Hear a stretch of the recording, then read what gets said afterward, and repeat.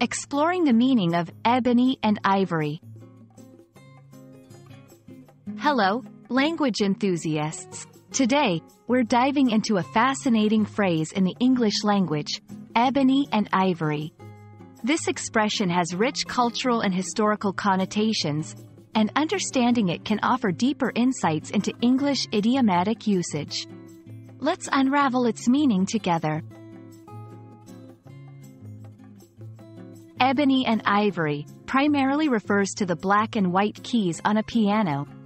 Ebony is a dark wood traditionally used for the black keys, while ivory, derived from elephant tusks, was used for the white keys. This phrase became popularized by the song Ebony and Ivory, performed by Paul McCartney and Stevie Wonder in 1982, symbolizing racial harmony. The phrase extends beyond its literal reference to piano keys. It's often used to symbolize harmony and unity between different races or contrasting elements. The coexistence of ebony and ivory on a piano, creating beautiful music together, serves as a powerful metaphor for racial harmony and the beauty of diversity.